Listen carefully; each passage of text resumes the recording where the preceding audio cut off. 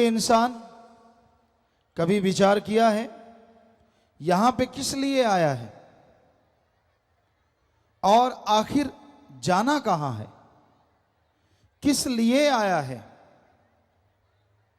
आमतौर पे लोगों का एक रवैया बन चुका है, खाओ पियो ऐश उड़ाओ, ये जग मीठा अगला किसने देखा है। अगला जिन संतों ने, पीर फकीरों ने, पैगंबरों ने देखा है उनकी मानने को तैयार नहीं होता। उनके लिए कह देता है कि नहीं, वो वैसे ही कहते हैं, फजूल की बात करते हैं, यूं ही कहते हैं, जबकि ऐसा नहीं है। तो भाई ये सोचो, आप किस लिए आए हैं, क्या आपका काम है और क्या कर रहे हो, ये जानना अति जरूरी है। एक बात आपको बताएं, हमारे धर्मों में इंसान को सर्वश्रेष्ठ बताया है कि सबसे श्रेष्ठ इस धरती पे अगर कोई प्राणी है तो वो है मनुष्य। हिंदू धर्म में कहा है सर्वश्रेष्ठ, अति उत्तम जून, सरदार मुखिया जून। इस्लाम धर्म में बोला गया खुद मुख्तियार जून।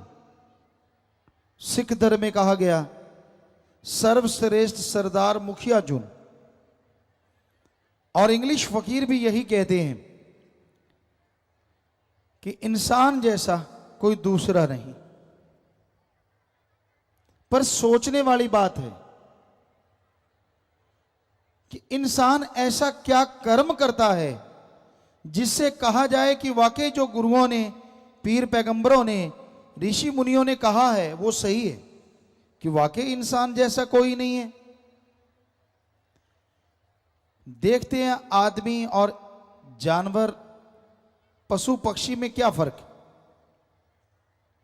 अगर निगाह मार के देखें तो पशु पक्षी भी खाते पीते हैं और जानवर भी खाता पीता है। फर्क मात्र इतना है, इंसान जब चाहे, जैसा चाहे वैसा खाने की कोशिश करता है, और जानवर पक्षियों को जब मिल जाए, जैसा मिल जाए उसे खा के पेट भरने की कोशिश करते हैं। मकसद तो दोनों का एक ही है, मतलब तो दोनों का एक ही है, अपना पेट भरना, अपने लिए ताकत पैदा करना।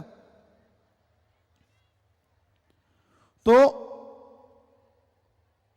घर परिवार जानवरों का घर होता है, घोंसले होते हैं पक्षियों के, उसी तरह आदमी का भी घर होता है। बाल बच्चे आदमी के, जानवर पक्षियों के भी होते हैं। फर्क क्या है? जीते जी जानवरों की मलमूत्र काम में आती है और मरने के बाद हड्डियां, चमड़ा सब काम आ जाता है। आदमी का जीते जी मलमूत्र संभालने में साइंटिस्ट लगे हुए हैं, कैसे संभालें, इतना बढ़ता जा रहा है। और मरने के बाद हड्डियां संभालने पे भी टैक्स लगता है। जाओगे वो पहले ही ले लेंगे, आजा आजा तू हमारा ग्राहक है, निकाल, कितने निकालेगा। तो हड्डियां समेटने में भी पैसा लगता है। तो इस लिहाज से देखें तो जानवर आगे हैं। पर शायद आदमी सोचे, साइंस में, विज्ञान में आदमी ने बहुत तरक्की करी है, सुख सुविधा के साधन बन गए हैं। तो साइंस ने कितनी तरक्की की है, गाड़ियां हैं, कारें हैं, क्या ऐसा पशु कर सकता है? ना जी ना, पशु नहीं कर सकता। पर आपको सुख सुविधा के साधन तो विज्ञान के नजर आ गए। पर अगर आज कहें कि आदमी बारूद के ढेर पे बैठा है, सारी दुनिया बारूद के ढेर पे बैठी है, तो गलत नहीं होगा। क्योंकि एटम, परमाणु, अणु, हाइड्रोजन जो बम बन रहे हैं, ऐसा खतरा जैसा आज आदमी को आदमी से है, क्या आदमी को पशु से हो सकता है? कभी नहीं हो सकता। सोच भी नहीं सकते पशु। तो फिर भी पशु आगे निकल गए, आदमी तो फिर पीछे रह गया। फिर धर्मों में क्यों कहा कि आदमी सर्वश्रेष्ठ है, अति उत्तम है, सरदार जून, मुखिया जून, सर्वश्रेष्ठ जून? क्यों? एक कारण है, आदमी इस मृत्युलोक में, इस घोर कलयुग में अगर चाहे तो भगवान को यहां वहां दोनों जहान में देख सकता है, जबकि पशु पक्षी चाहते हुए भी उसे नहीं देख सकते।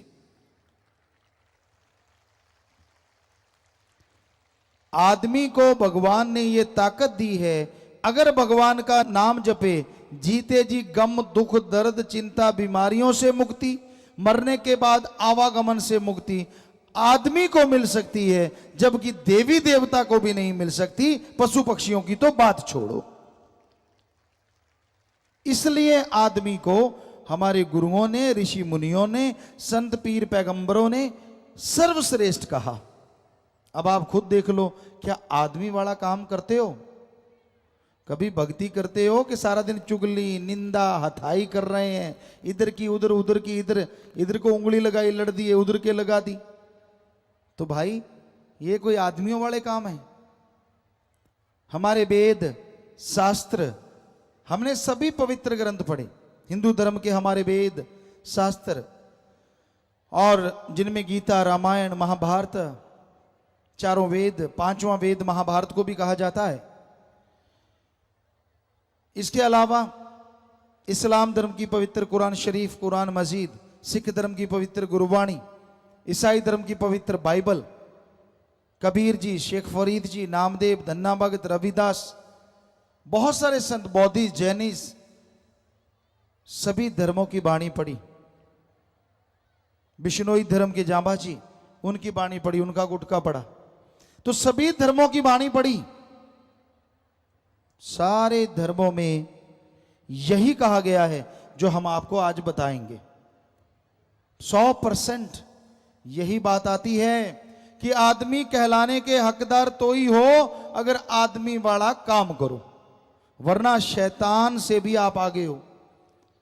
कई लोग आदमी सोया पड़े हैं, उनको मार दिया, किसी को तड़पा दिया, चंद नोटों के लिए किसी के बेटे को उठा लिया, भाई ने भाई को मार दिया। शैतान भी शर्मा जाता है, वो भी बच्चों पे हाथ नहीं उठाता था। आज आदमी शैतान का बाप बना हुआ है। अपनी मां की संभाल नहीं, अपने बाप की संभाल नहीं। कई लोग हमारे पास आते, गुरुजी प्रसाद दो। किस लिए भाई? मेरे मां बीमार है, उसकी मुक्ति हो जाए। हमने कहा ऐसा प्रसाद तो हमारे पास नहीं जिसको दें वो मर जाए। आप मारना चाहते हो? कहता नहीं, वो टट्टी पेशाब चारपाई पे करता है। तो हमने कहा जब बचपन में तू करता था तब तेरी मां ने तो नहीं कहा कि इसकी मुक्ति कर दो? वो तो नहीं बेचारी बोली कि इसका रोज टट्टी पेशाब कर उठाना पड़ता है, दिन को भी रात को भी, कोई प्रसाद दे दे बेड़ा पार कर दे? वो तो नहीं बेचारी बोली। अब उसका तुझे उठाना पड़ गया, तो अब तू कहता है कि वो मर जाए। लानत है ऐसे औलाद पे। कहां चली गई हमारी संस्कृति? हमारे धर्मों में तो यही शिक्षा है। अरे बचपन में मां बाप टट्टी पेशाब उठाते हैं। हमारा धर्म, हमारे देश में यही संस्कृति है। जब वो बुजुर्ग हो जाएं तो उनके बेटे बेटियां उनके हाथ की लाठी बने और उनको बच्चों की तरह संभालें। यह है हमारी संस्कृति। ना कि उनको बूढ़ा कह के एक भूसे वाले कमरे में डाल दें, सूखा रोट खिलाएं।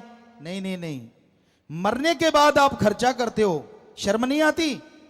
जीते जी सूखे रोट दिए और मरने के बाद हलवा पूरियां खाओ जी, अपनी नाक का सवाल है।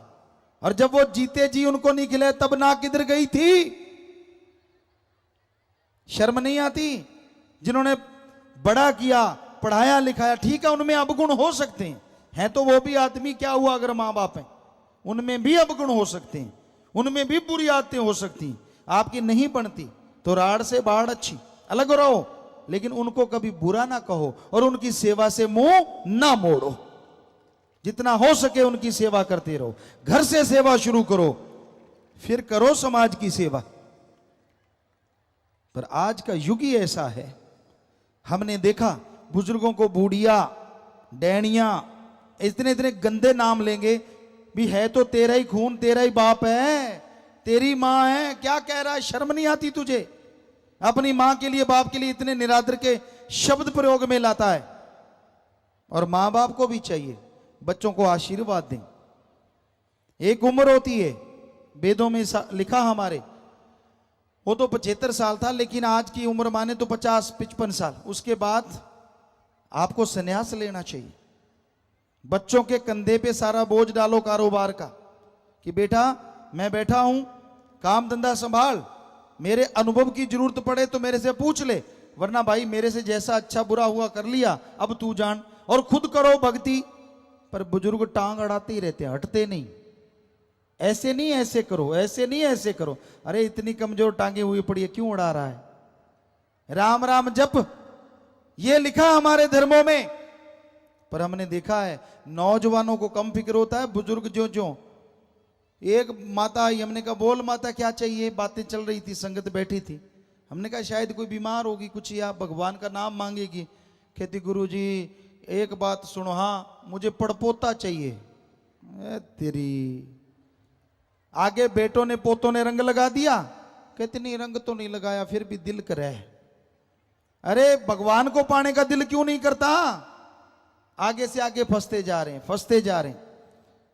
तो